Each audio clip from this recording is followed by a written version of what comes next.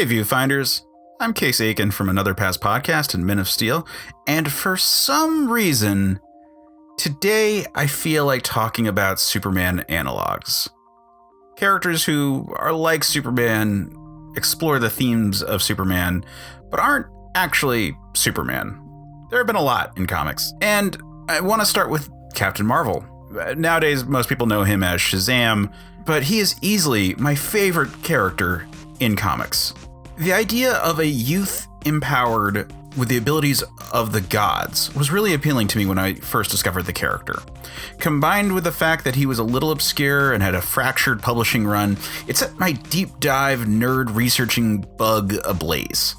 For those not familiar, the main version of the character is a 12 to 16-year-old boy who says a magic word and turns into an adult superhero. Pretty basic stuff, though he is sort of the archetypal example of that. As for the publishing history, Captain Marvel was originally a character published by Fawcett Comics in the 40s, but the company folded in part due to lawsuits from DC dealing with similarities to Superman. The name was scooped up by Marvel Comics in the 60s, but then DC bought the character and started publishing their own stories with him. As a result, he continued to be called Captain Marvel in the books, but those books had to be called Shazam on the title. Shazam was, of course, the magic word he said to transform into his superheroic form.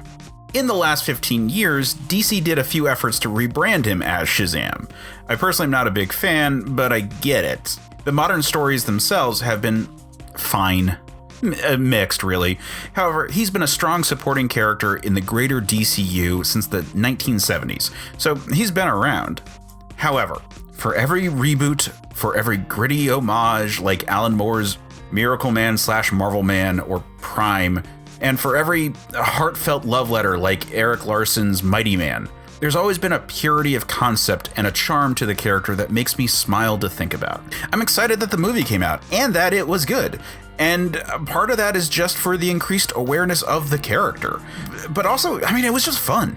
Even if the particular interpretation that they went with isn't my favorite, there's no denying that the material feels fresh and cheeky in the current era of superhero movies. There's a lot of legacy to the character.